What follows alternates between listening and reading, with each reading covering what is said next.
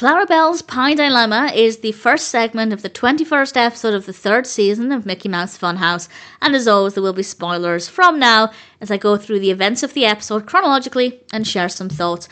It's a decent episode, it definitely has a lot to offer. It starts off with the gang working on a birthday card for Farfus, and they go to Majestica to see if anybody needs any help with preparing for the party. And initially I thought this was going to be a surprise party and it could have been about keeping secrets. I think the previous episode, Hear Ye, I think this was the one before this one, that was kind of about keeping secrets, so it would have been a bit strange to have the same messages back to back, but that's the route down which I thought they were going. But actually, Farfus is there, aware of the celebrations, and it works really well. And Clarabelle is making Farfus's favourite giant birthday banana cream pie. And Goofy becomes upset because he can't eat bananas. So he can't have this.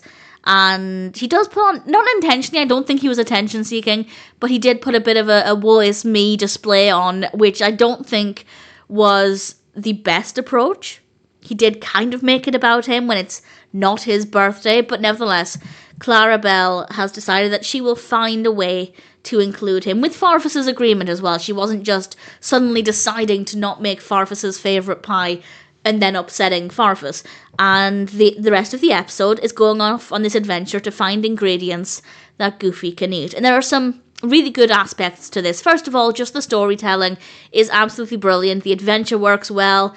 We encounter loads of different ingredients. I think that that's really great. It's a great way to get viewers thinking about ingredients and what goes in their food. So that's always a really solid thing.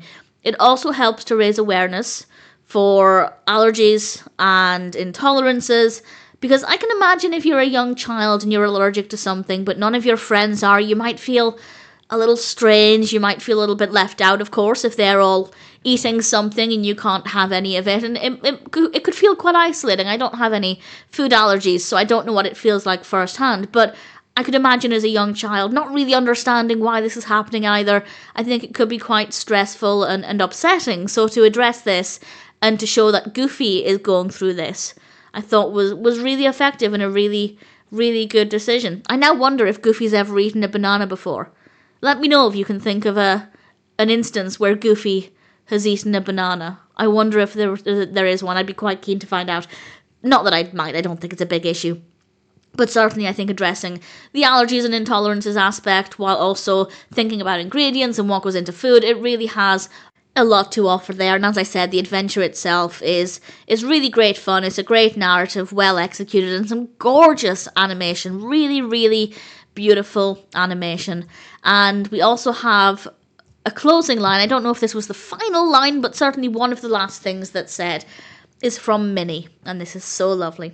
And she says, "Making sure your friends are included is no trouble at all." And I love that for two reasons. One, it's just a really great statement and can help anybody in a similar situation as Goofy to realise that it's okay. If your friends are there to help you, you're not a burden, they want to help you, they want you to be included, it's okay.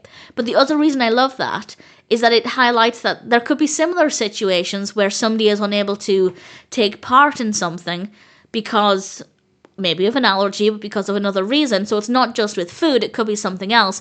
But friends will make an effort to include them regardless. So I think that's another really, really strong message. And in general, I can't fault it. I thought Clarabelle's Pie Dilemma was a great story with multiple really brilliant messages, particularly for the target audience, but also for anybody of any age. The narrative works well. The animation is beautiful.